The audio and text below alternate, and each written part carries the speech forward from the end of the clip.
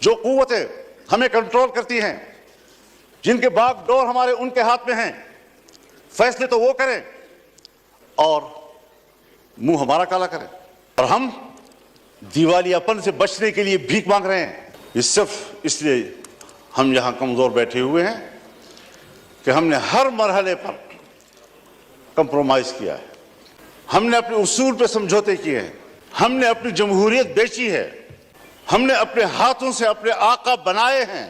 خدا کرے یہ خبر غلط ہو، لیکن ہماری معلومات یہ ہیں کہ اس بار تو باقاعدہ اسمبلیاں بیچی گئی ہیں اور اسمبلیاں خریدی گئی ہیں، تھوپا گیا سیاستدانوں پر، اور کردار جنرل جس کے نتیجے میں ملک دو لخت ہو گیا، ہم پارا پارا ہو گئے۔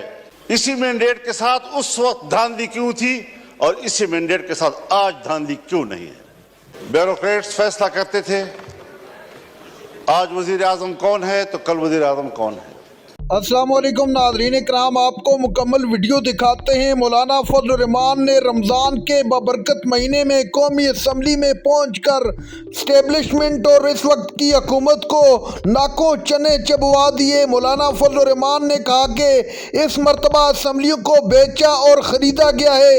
اس مرتبہ اس ملک کی عوام کے ساتھ جو مذاق کیا گیا، جو اس کے مینڈیٹ پر ڈاکہ ڈالا گیا، یہ صرف اور صرف ہماری اپنی غلطی ہے۔ ہم نے اپنے اصولوں پر سمجھوتے کر لیے۔ آپ یہ ویڈیو دیکھیے، پھر اس پر ڈیٹیل میں بات کرتے ہیں۔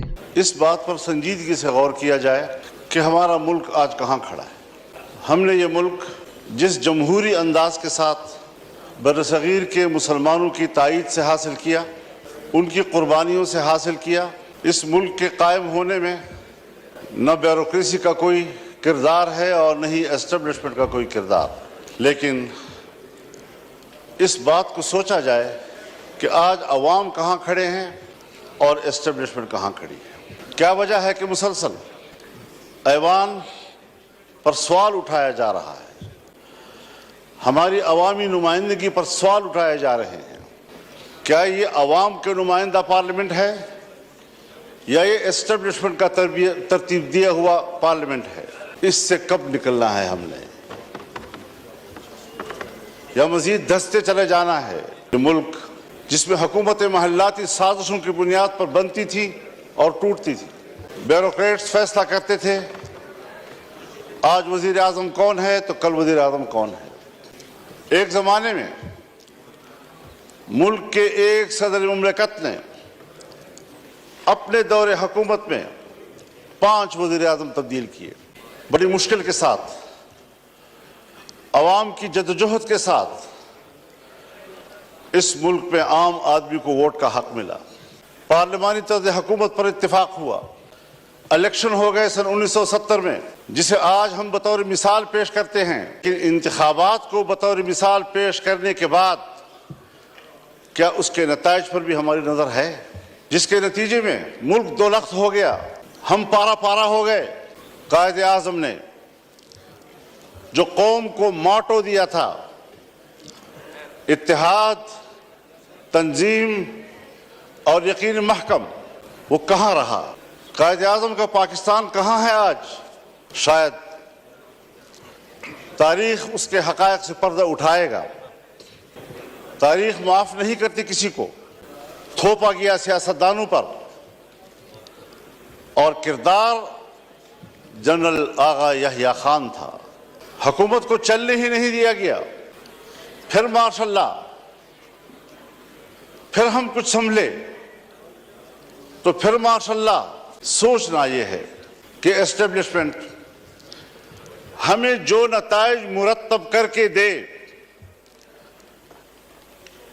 جن کو یہاں پر بیٹھنے کے لیے فہرست میں نام شامل کرے، اس پر کب تک آپ سمجھوتے کرتے رہیں گے؟ کب تک ہم یہ سوچتے رہیں گے، بھیک مانگتے رہیں گے ان کے دروازوں پر بیٹھ کر؟ اور جو الیکشن ہوئے ہیں، ہمیں تو 2018 کے الیکشن پر بھی اعتراض تھا، آپ کو بھی اعتراض تھا، پیپلز پارٹی کو بھی اعتراض تھا، مسلم لیگ نون کو بھی اعتراض تھا، میرے بزرگ بیٹھے ہیں ان کو بھی اعتراض تھا۔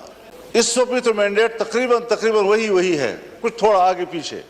اسی مینڈیٹ کے ساتھ اس وقت دھاندلی کیوں تھی اور اسی مینڈیٹ کے ساتھ آج دھاندلی کیوں نہیں ہے؟ خدا کرے یہ خبر غلط ہو، لیکن ہماری معلومات یہ ہیں کہ اس بار تو باقاعدہ اسمبلیاں بیچی گئی ہیں اور اسمبلیاں خریدی گئی ہیں۔ ان اسمبلیوں کو اور ان ایوانوں کو عوام کا نمائندہ پارلیمنٹ کہے گا؟ کس طرح ہمارا ضمیر مطمئن ہے یہاں پر بیٹھنے میں؟ ہارنے والے بھی پریشان اور جیتنے والے بھی مطمئن نہیں۔ اس کیفیت میں حکومت میں بیٹھی ہوئی جماعتیں ہمارے لیے محترم بھی ہیں، ہمارے ہم سفر رہے ہیں، ہم ان کے جدوجہد کی قدر کرتے ہیں، لیکن انہی کی جماعتوں کے اندر ان کے سینئر لوگ مجبور ہیں کہ وہ اپنی ہی مینڈیٹ کو مسترد کر رہے ہیں، اس پر اعتراضات اٹھا رہے ہیں۔ صرف اپوزیشن کی بات نہیں ہے، ہم دیکھ بھی رہے ہیں، ہم سن بھی رہے ہیں۔ جمہوریت آج کہاں کھڑی ہے؟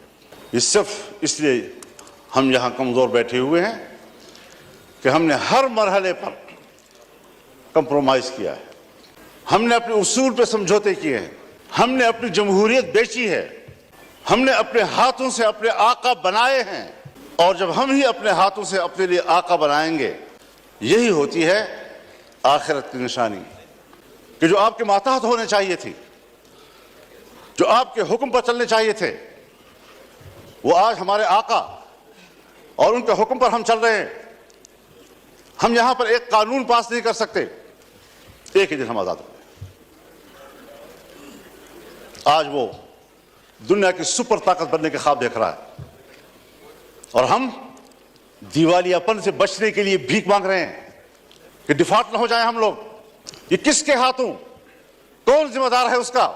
گھومتے پھرتے پھر آئے گی بات سیاستدان ذمہ دار ہے، حکومتیں ناکام ہیں۔ دیوار کے پیچھے جو قوتیں ہمیں کنٹرول کرتی ہیں، جن کے باغ ڈور ہمارے ان کے ہاتھ میں ہیں، فیصلے تو وہ کریں اور منہ ہمارا کالا کریں، عوام ہمیں گالیاں دے، ذمہ دار ہمیں ٹھہرائیں۔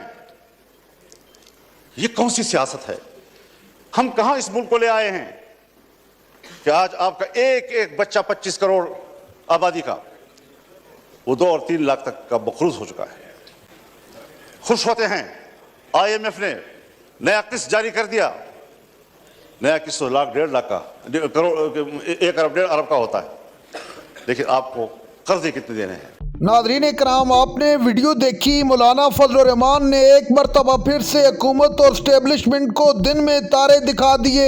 مولانا فضل الرحمان نے اپنی غلطی کا اعتراف کرتے ہوئے کہا کہ یہ ہماری اپنی غلطی ہے جو ہم نے اپنے اصولوں پر سمجھوتا کر لیا، جس کے بعد انہوں نے ہم پر اپنا حکم چلانے کی کوشش کی۔ ہم کبھی بھی ان کی باتوں میں نہ آئیں گے دوبارہ۔